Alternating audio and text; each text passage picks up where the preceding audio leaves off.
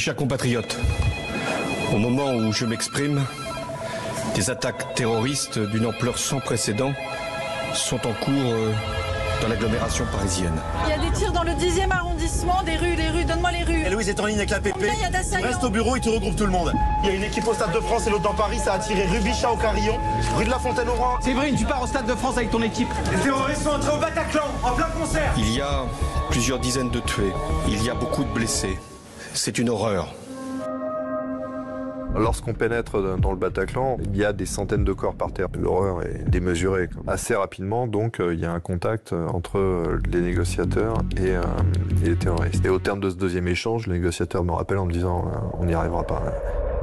On est totalement désorienté, on est assourdi, ça tire un peu aussi. J'ai le sentiment, et j'ai toujours le sentiment maintenant, que la moins mauvaise solution, c'était de passer à l'assaut. C'est quoi le soir du 13 novembre? Les vraies voix Sud Radio. Et on a souhaité, en tout cas, poser des questions et comprendre ce qui se passait du côté des forces de l'ordre, en l'occurrence du côté de la BRI, préfecture de police de Paris. Et un opérateur est avec nous. Jay, merci d'avoir accepté notre invitation. Déjà, ce qui est important pour comprendre bien qui est la BRI, préfecture de police, quelles sont aujourd'hui cette unité spéciale, en tout cas, comment on peut la définir? Historiquement, la BRI a été créée en 1964 avec pour mission première de lutter contre le crime organisé et la délinquance violente. En 1972, suite à la prise d'otages des athlètes israéliens aux Jeux de Munich, on s'est aperçu en France qu'on n'avait pas d'unité d'intervention spécialisée dédiée au contre-terrorisme sur le territoire national. La première unité à qui on a donné cette mission, ça a été la BRI, en se basant sur son expérience passée dans la lutte contre le crime organisé. Et aujourd'hui, on continue donc de travailler sur les deux domaines, à savoir la police judiciaire de terrain, surveillance, filature, interpellation, également dans les cas d'enlèvement, et en parallèle sur l'intervention spécialisée, c'est-à-dire l'interpellation d'individus dangereux, les forcenés retranchés et ou retranchés armés, les libérations d'otages, le contre-terrorisme. Voilà un peu l'éventail des missions. C'est un service en alerte H24 ? Ah, bien entendu, il y a des équipes qui sont dédiées à la protection des Parisiens et des résidents de la Petite Couronne, H24. Une équipe qui est prête à partir du 36 quai des Orfèvres, donc position centrale de Paris, prête à être déployée dans l'ensemble de la région, de l'Île-de-France, de la Petite Couronne, pardon, pour être très précis pour l'instant. Et une deuxième équipe de soutien qui peut se projeter également n'importe où dans le secteur de compétences. À quel moment ce service particulier est déployé, et en l'occurrence ce 13 novembre 2015 ? Alors sur la dimension intervention spécialisée, le service est déclenché par le cabinet du préfet de police. Et c'est le cas ce soir-là, le 13 novembre, où on est activé assez tôt dans la soirée. Dès qu'on a les premières informations qui émanent du Stade de France, on a la chance d'avoir des techniciens du laboratoire central de la préfecture de police qui travaillent avec nous et qui étaient présents sur le Stade de France et qui très rapidement nous confirment qu'il ne s'agit pas d'un accident mais d'une attaque terroriste avec présence d'explosifs. Donc ça nous met déjà en alerte. Très vite, on a des retours, notamment via également les sapeurs-pompiers avec qui on travaille, la BSPP, qui nous indique, parce que c'est souvent eux qui sont les premiers avertis de plusieurs fusillades dans Paris. Et quasiment dans la foulée, on a notre chef de service qui nous avise, qui nous demande de retourner au 36 quai des Orfèvres afin de se regrouper, s'équiper et d'être projeté sur la situation de crise. On a besoin de quoi comme information à ce moment-là pour vous? Qu'est-ce qui est la première chose que vous demandez finalement? Qu'est-ce qui se passe tout simplement? Et on n'a pas de réponse tout de suite. En tout cas, pas de réponse précise. Non, pas de réponse précise. On sait qu'il se passe quelque chose de grave. Qu'il se passe quelque chose de grave dans plusieurs localisations, mais on n'a pas précisément la teneur, à part les fusillades et l'explosion du Stade de France. C'est tout ce qu'on a au départ. Et cependant, il faut vous organiser et vous engager. Et donc, comment se passe le commandement? Comment on s'organise finalement, sans avoir d'informations? On se regroupe au 36 quai des Orfèvres. Très vite, 2 équipes sont constituées.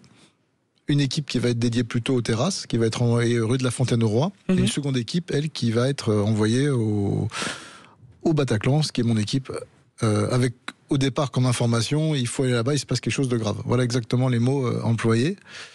Donc dans ces cas-là, qu'est-ce qu'on fait ? On prend le maximum de matériel pour pouvoir s'adapter à la situation à laquelle on va faire face. Donc c'est ce qu'on fait, on s'équipe et on se projette très rapidement parce que le 36 quai est vraiment pas loin du boulevard Voltaire, donc c'est en une dizaine de minutes, on se dirige vers le Bataclan.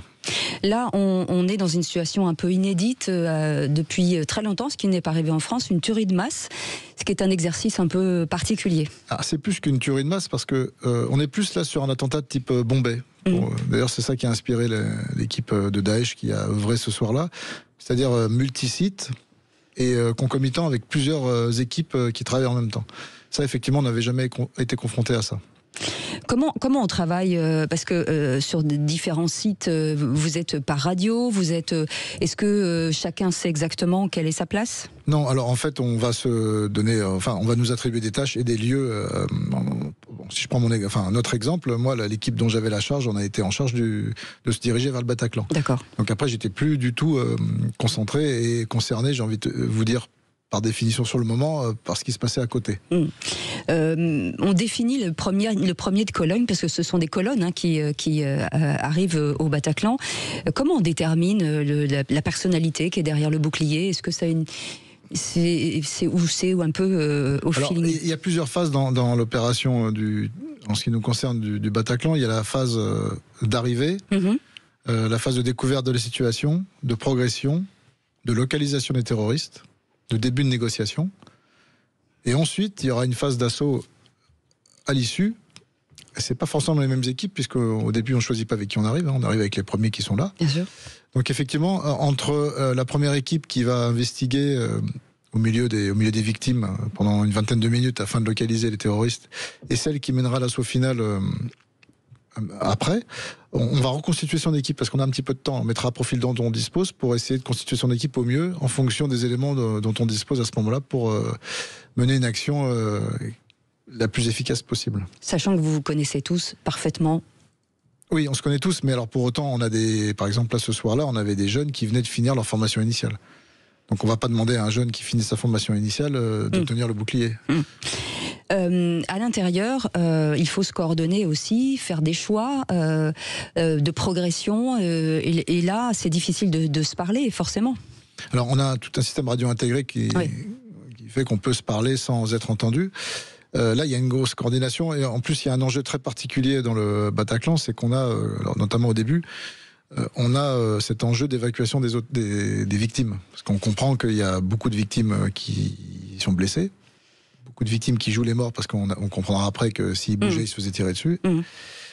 Et avant même la prise d'otage, nous, ce quoi on pense dans un premier temps, c'est qu'il faut qu'on mette en œuvre une tactique qui nous permette d'évacuer au plus tôt la masse de gens qui sont bloqués dans la fosse. C'est-à-dire les sécuriser ? C'est-à-dire localiser les terroristes, geler le périmètre et pouvoir donner un feu vert à l'évacuation générale des 600 ou 700 personnes qui restaient au milieu de la fosse, parce qu'il n'était pas question à ce moment-là de lancer une action sans avoir localisé au préalable les terroristes, et au risque de recréer encore plus de chaos et nous, de ne pas être en mesure d'agir contre les terroristes. Et vous les découvrez facilement, les assaillants, ou s'il faut quand même progresser ? On les découvre pas facilement, parce qu'on a des indications un petit peu contraires.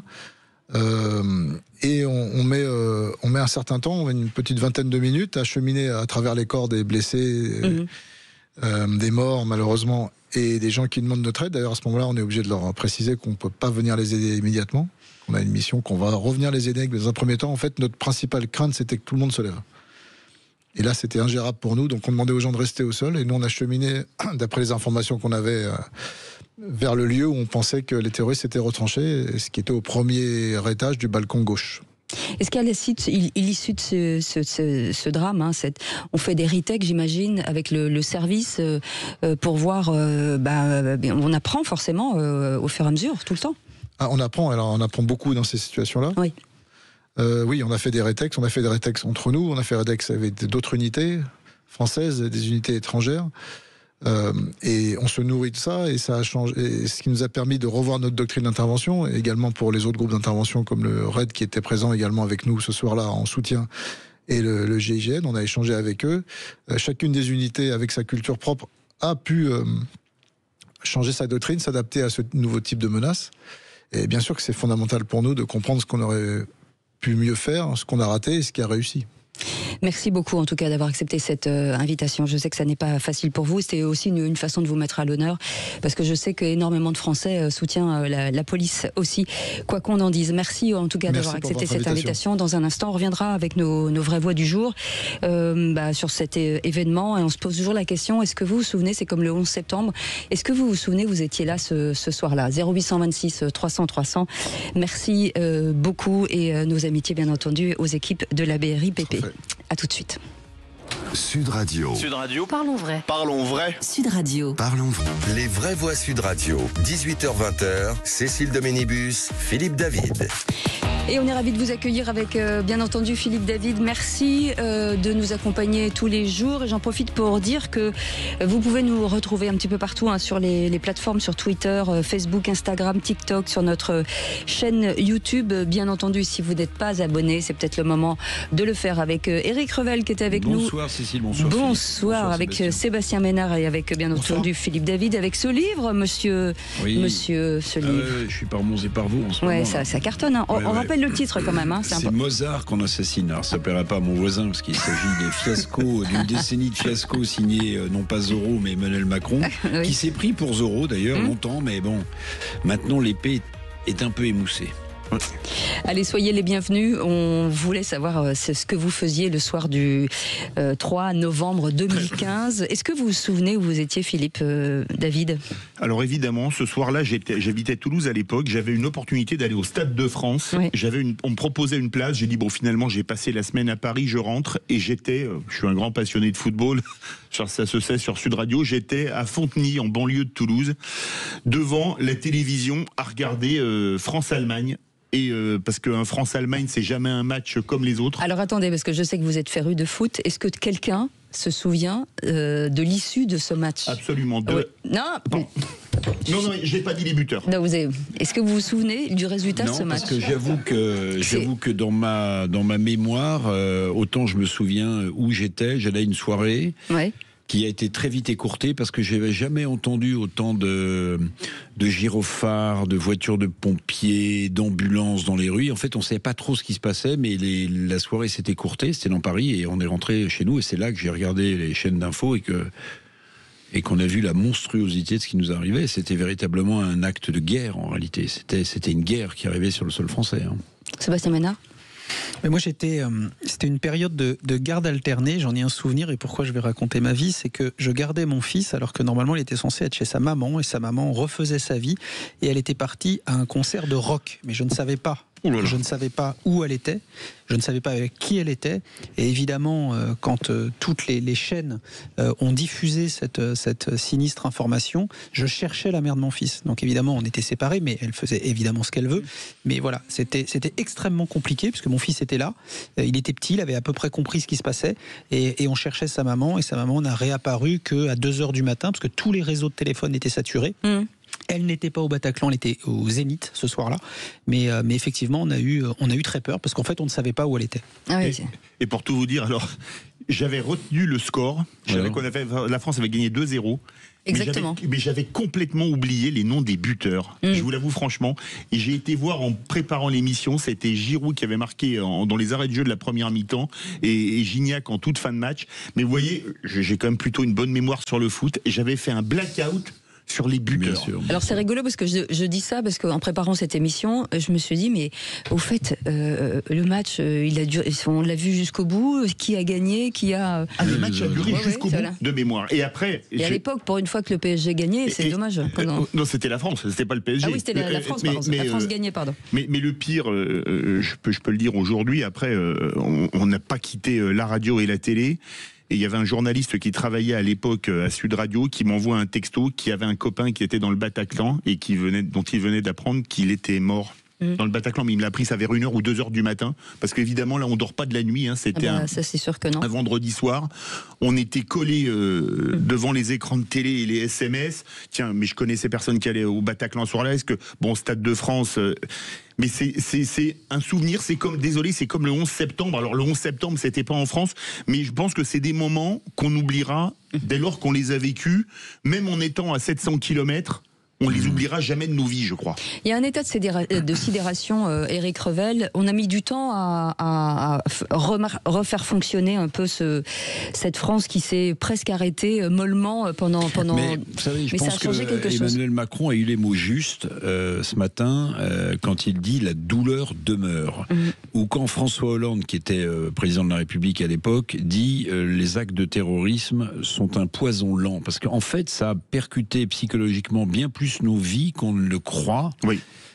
Même jusqu'à aujourd'hui. Vous vous souvenez de François Hollande qui assiste au match France-Allemagne, à qui on communique ce qui est en train de se passer, mais qui ne quitte pas sa place.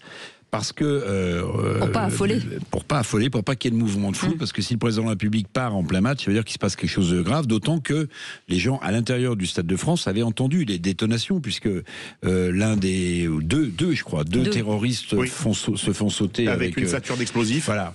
Et donc en fait, oui, le pays était complètement sidéré. C'est une attaque extérieure, comme s'il y avait eu un déclenchement de guerre. Mais je pense qu'aujourd'hui, on porte encore les stigmates psychologiques de toute cette violence qui nous a évidemment profondément marqué, même si pour un certain nombre d'entre nous dont je fais partie, j'ai pas eu directement d'amis ou de connaissances qui ont été impactés, mais ça nous a plus que sidéré. Enfin, il y avait même un mouvement. On a l'impression que c'était notre famille. Bien sûr, il y avait presque un mouvement un peu d'affolement. C'est-à-dire qu'on se disait, mais vous écoutiez la radio ou vous regardiez les chaînes d'infos et en fait, vous appreniez qu'il y avait des actes terroristes partout. En fait, vous aviez l'impression que ça se déroulait dans tout. Enfin, voilà, on savait plus du tout où on en était. Sébastien Ménard. En fait, moi je me rappelle avant cette tuerie du 13 novembre 2015. Rappelez-vous, on avait souvent des reportages qui montraient la montée d'un mouvement qui s'appelait l'État islamique au soleil et au levant, où on voyait des jeunes de nos cités françaises qui tractaient des cadavres avec des 4x4, etc. Et on regardait ça de loin, on se disait mais c'est loin de chez nous, c'est des espèces de dingues. Mais là, c'était sur notre sol, en fait. C'était les mêmes qui étaient revenus quelque part. Et je me rappelle, il y avait la phrase d'un de ces jeunes djihadistes qui était francophone ou français et qui disait « c'est le projet, on marchera sur Rome, on marchera sur Paris, c'est le projet ». Et en fait, quand j'ai découvert, moi aussi, sidéré ces images en plein Paris, c'est en fait ces phrases diaboliques, mortifères, résonnaient dans ma tête. Je me suis dit, en fait, on les a interviewés, on a diffusé ça sur des chaînes françaises et européennes. Et quelques mois après, ça se déroule dans les rues de Paris, voilà, dans un pays, la France, un grand pays en paix, où on est censé en tout cas vivre en paix. Mais ce qui est peut-être pire, c'est que on entendait une terrasse dans le 10e est frappée, parce que dans l'info on continue, une terrasse dans le 11e est frappée, et on se disait mais où est-ce que ça va s'arrêter ? Exactement. Ça avait le côté en septembre 2001, moi je l'ai appris, j'étais à Millau le 11 septembre 2001, et j'entends un avion a heurté une des tours du World Trade Center, et je connais un petit peu New York. Je me dis, mais LaGuardia, Kennedy et Newark, c'est pas dans l'axe. Je me dis, c'est un petit avion de tourisme. Et là, j'entends, non, c'est un gros avion qui a frappé. Je me dis, mais comment est-ce que les deux pilotes, même s'il fait une crise cardiaque, il y a le deuxième pilote qui prend les commandes. Et après, j'entends, un deuxième avion a percuté la deuxième tour. Donc là, on comprend. Et après, on entend, le Pentagone est en feu. C'est quelque chose de complètement dingue. Le vol 85. Et on se disait, voilà. Et on se disait, quand est-ce que ça va s'arrêter ? Il y a le Stade de France, il y a une terrasse, 2 terrasses. On se dit, est-ce qu'ils vont pas attaquer après à l'autre bout de Paris ? Ils étaient dans le 10e, le 11e. Pourquoi pas le 16e et le 15e pour disperser les forces ? C'était quelque chose. Je pense que c'est le pire film d'horreur qu'on ait vécu en direct. Je pense que ça aurait été intéressant d'être dans la tête de François Hollande ce jour-là. Parce que quand vous êtes président de la République, c'est vous qui prenez forcément certaines décisions. Et là, je pense que vous êtes seul au monde. Oui, et je l'ai trouvé à la hauteur. Ouais. Je le dis comme je le pense. Je l'ai trouvé à la hauteur. Avant, après, vous vous souvenez de cette grande manifestation où beaucoup de chefs d'État, y compris Mahmoud Abbas, le palestinien, étaient là. D'ailleurs, sans vraiment de service. Enfin, il devait y avoir des services de sécurité, mais on se dit comment autant de personnes qui ont été convoyées dans des cars peuvent défiler en même temps, c'est des cibles, etc. Voilà, j'ai trouvé que François Hollande avait un certain courage physique et qu'il a affronté correctement la réalité. Mais ce que disait tout à l'heure dans votre interview très intéressante, Cécile, l'opérateur de la BRI, c'est que si j'ai bien compris, jamais jusqu'à présent, la BRI n'avait été confrontée à des multiples attaques comme celle-ci. C'est-à-dire, là, il y avait une coordination de plusieurs équipes de terroristes qui s'en prenaient à plusieurs endroits de la capitale. Et c'était une première.